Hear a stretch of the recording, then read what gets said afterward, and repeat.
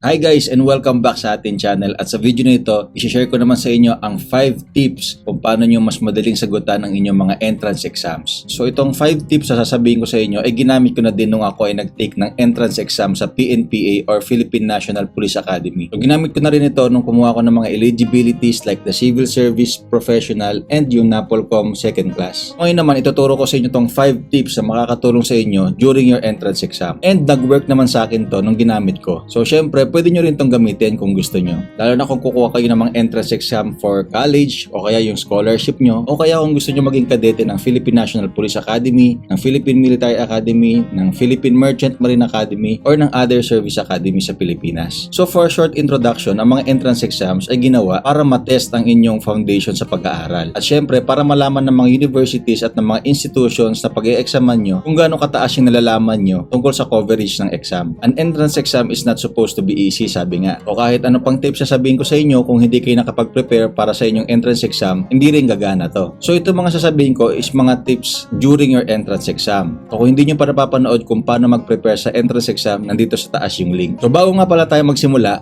happy 1,000 subscribers sa ating lahat. At dahil 1,000 subscribers na tayo, meron akong giveaway para sa dalawa nating special na subscriber. So ang giveaway natin ay dalawang PNPA souvenirs. So ipapakita ko sa inyo tong dalawang to pagkatapos ng video na ito. At sasabihin ko rin kung paano ko pipiliin yung dalawang pagbibigyan ko ng souvenirs na to at kung kailan ko ibibigay para alam nyo lahat. And kung hindi ka pa nakasubscribe sa ating channel is please do subscribe. And kung may tanong kayo, just comment below and isusubukan kong sagutin lahat yan. So without further ado, let's start.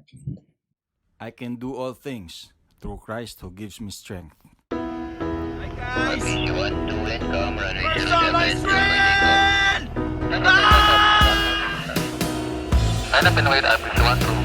So my number 1 tip sa inyo during your entrance exam is read and follow the instructions carefully. So lagi naman tong sinasabi during entrance exam lalo na sa mga proctors ninyo. Pero paano ba natin ma-apply yon? First, sa mga entrance exams kasi, iba-iba yung style ng pagsagot sa mga questionnaires. For example, sa PNPA entrance exam, kailangan yung i-shade yung tamang sagot or yung sagot niya na pili ninyo. So pag sinabing i-shade nyo talaga yung bilog. So wag konti and wag din sobra kasi computers ang mag-check ng sagot ninyo. Pag sinabi naman write your answer in capital letters, isulat nyo din ng capital letters. Kasi pag small letters na sinulat nyo, kadalasan, yung mag-check niyan is pwedeng malito doon sa letter A at saka sa letter D kasi parang similar lang sila.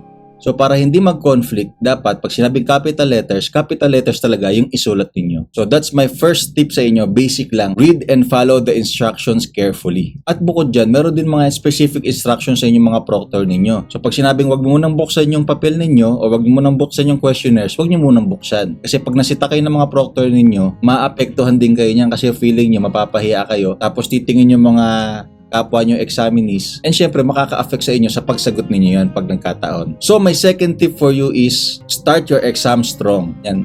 Anong ibig sabihin ko dyan? Ang ibig ko sabihin dyan is as much as possible sagutan nyo lahat ng alam nyo doon sa exam. Ang ginagawa ko nun kapag nagtitake ako ng mga entrance exams or ng mga exam for eligibilities, chinecheck ko muna yung mga questionnaires. So kadalasan mga 3 pages or 4 pages, tinitignan ko muna yung mga questions, hindi muna ako nagsasagot. Then titignan ko kung ano yung mga alam kong tanong na kayang-kaya kong sagutin. For example, mga math. So doon muna ako magpo-focus, lalo na sa mga basic algebra. Kasi tingin ko may edge ako doon. So sasagutan ko na sila lahat. So kung mag-start ng number 21 to number 40 yung algebra questions, doon muna ako magpo-focus. So sasagutan ko na lahat ng algebra questions. Tapos magpo-proceed na ako doon sa mga mas mahahabang tanong. So ang mindset ko kasi kahit gaano pa kahaba yung tanong, kadalasan 1 point pa rin yan. So ang gagawin ko, sasagutan ko na talaga yung mga alam kong tanong para pag-proceed ko sa mga next questions, makakapag-focus ako ng mas matagal. So para sa akin, uunahin ko ng mga basic math questions, tapos mamaya ng mga solving problems. Tapos uunahin ko ng mga science question o kaya yung mga English questions na past, present or future tenses. And then kung may current events, kung alam ko yung sagot, sasagutan ko na din.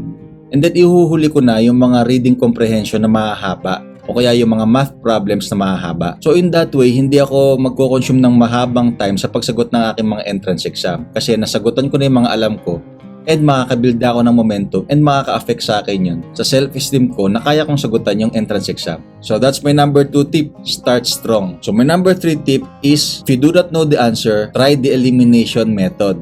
Ano nga ba yung elimination method? Ang elimination method is yung pag-eliminate mo sa mga choices na sa tingin mo hindi relevant o hindi talaga tatama doon sa tanong. So for example, meron sa exam na he loves to play basketball. So what part of speech is the word he? So meron choices na letter A, noun, letter B, pronoun, letter C, verb, and letter D, adverb. So, kunwari, alam mo na ang verb is an action word. So, i-eliminate mo na siya. Tapos, alam mo din na ang isang adverb, it modifies or it describes a verb. So, i-eliminate mo na rin yung adverb.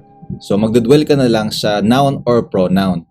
So, ganun. Yun yung sinasabi ko na pwede mo na siyang i-eliminate kung tingin mo hindi relevant or hindi tama yung sagot na yun. So, in that way, mas mataas yung chance mo na tumama. Kasi pag apat yung choices mo, meron kang 25% na chance na tatama mo. So, pag dalawa na lang yung choices sa pagpipilian mo, magiging 50% na yung chance mo na tumama. So, yun yung third tip ko sa inyo. If you do not know the answer, try the elimination method. So, my number 4 tip sa inyo is, if you encounter math problems, use the scratch papers wisely. So, anong ibig sabihin ko dyan? So, sa bawat entrance exam talaga, makaka-encounter kayo ng math problems. And yung iba doon medyo madali, basic math. Yung iba naman doon requires you to solve it. So kapag naka-encounter kayo ng ganyan, use your scratch papers wisely. Meron naman kadalasan na binibigay ng mga scratch papers during entrance exam. So doon kayo mag-solve. So wag niyo susulatan yung questionnaires o yung answer sheet nyo. So papasok yung number 1 tip ko dyan, which is to read and follow the instructions carefully. Kasi sasabihin ng proctor nyo, do not write anything on the questionnaires or the answer sheet. So kung meron kayong mga kailangang isolve na problems, use the scratch papers wisely. And pag ginamit nyo naman yung mga scratch papers nyo during your math problems, huwag niyong paghalu-haluin yung mga solution nyo kasi baka malito kayo. Kaya ang ginagawa ko noon, pag nagsosolve ako, nilalagyan ko ng mga linya. Tapos nilalagyan ko ng X or kaya nilalagyan ko ng shade para hindi na ako malito kapag nag-solve ulit ako ng iba pang math problems. So meron kasing tendency or possibility na malito kayo kapag nagdikit-dikit yung mga solutions ninyo. Kaya iiwasan nyo yan. So that's my number 4 tip, which is to use the scratch papers wisely. So my number 5 tip for you is, if you are allowed to eat during your entrance exam, eat your snacks. Siyempre hindi ka man magdadala ng baon mo na kanin, di ba? So meron mga snacks na talagang makakapag-boost ng inyong memory tulad ng mga chocolates or tulad na rin ng candy. So ang ginagawa ko nun during my entrance exam, kakain muna ako ng chocolate before mag-start. And then kung i-allow naman ng proctor na pwede kayong mag-snack during your entrance exam, i-try nyo magbaon ng mga chocolates. So mga maliliit na chocolates lang na hindi makakapag-hinder sa inyong entrance exam or dun sa mga katabi nyo o sa mga kasama nyo na examinees. So kung hindi pwede na mag-take kayo ng snack or ng chocolates nyo during your entrance exam, pwede na yung mga candies. Kasi it is proven sa mga studies na yung mga chocolates tapos o kaya mga sinisip-sip nyo can improve your focus. And proven na sa akin yan. So kasi ginagawa ko yan. So kung hindi naman kayo pwede kumain ng mga small snacks ninyo, pwede nyo siyang kainin before the entrance exam para at least ma-absorb na ng katawan ninyo tapos lalo kayo makakapag-focus. Or try nyo na lang yung mga candies. So that's my 5 tips for you para lalo nyo mas magandang sagutan ang inyong mga entrance exams. So kung nakatulong man sa inyo to, is please do subscribe sa ating channel para mas marami pang kabataan ang maabot ng channel na ito and matuto sa aking experience. And kung meron kayong mga additional tips na hindi ko nasabi, just comment below at babasahin natin yan. So before ko sabihin kung ano ang mga criteria ko dito sa ating giveaway, shoutout muna tayo. So itong mga isa-shoutout ko sa inyo is yung mga nag-comment sa ating first ever video. So shoutout kay Wandering Aspirant 03 na laging nagko-comment sa ating video. Shoutout din kay Animedic 2704. Shoutout din kay Min John G 5392. So wala tong pangalan pero sabi niya PNPAQT. Shoutout din sa'yo. Thank you. So shoutout din kay Explore Only-KB3KC. Thank you sa pag-comment mo. And syempre, shoutout din kay Black and Roses 8166. Shoutout din kay Sofia 2012 and kay Jade Santos 3751. So shoutout sa inyo guys. Salamat sa pag-comment sa ating first ever na video. So ito na nga guys, the most awaited part is sasabihin ko na sa inyo ang criteria ng aking giveaway ng mga PNPA souvenirs. So ito mga PNPA souvenirs na to, hindi na to yung latest na souvenir sa PNPA, pero may sentimental value to sa akin, kaya ibibigay ko ito sa dalawang deserving na subscribers natin. So ito na nga guys yung ating first giveaway, which is kwaderno, isa siyang notebook ng PNPA, and sa first page niya, ito, ganda diba?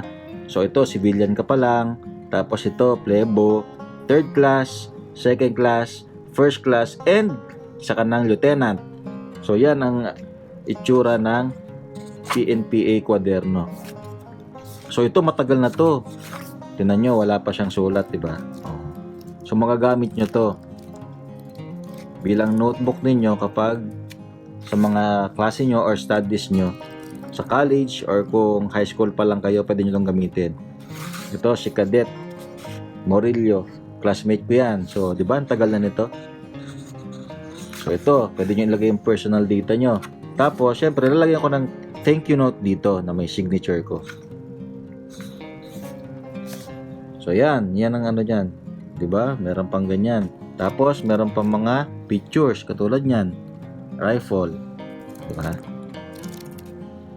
So, yan. Meron mga pictures din yan. May matututunan kayo dyan. So, yan yung first na souvenir na ibibigay ko sa ating lucky subscriber. And yung second naman is ito. Ito naman yung ating second na giveaway para sa ating isang lucky subscriber. So, isa siyang leather notebook. So, calendar to. Pero syempre, pwede nyo pa rin gamitin as your notebook. Tingnan nyo, leather siya. Tapos, may PNPA seal pa. So, pag binuksan ko siya, ito yung laman. Wow! Diba? Karon, 2022. So, yan. So, parang ganun din. Meron siyang dito sa harap. Ito naman, this belongs to. Yan. Pwede nyo sulat yung pangalan nyo dyan. Tapos, lalagyan ko ng thank you note dito. Yan. So, ito, mas makapal to sa una. Yan. So, pwede nyo siyang gamitin as your notebook. Tapos, pwede nyo pakita sa mga classmates nyo, syempre. Diba? So, kahit 2022 pa siya, pwede nyo pa rin siyang gamitin. Kasi napakarami naman pages niyan. Tapos, meron pa mga motivational quotes. It's what you choose to do today that truly counts. So, yan.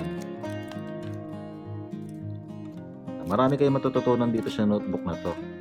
So, may mga pictures ng cadets. Tapos ito, today is a perfect day to become better. #motivation. Tapos may Philippine National Police Academy pa. So, ang mechanics itong ating giveaway is itong kwaderno, ako personally pipili ng subscriber na makakatanggap nito.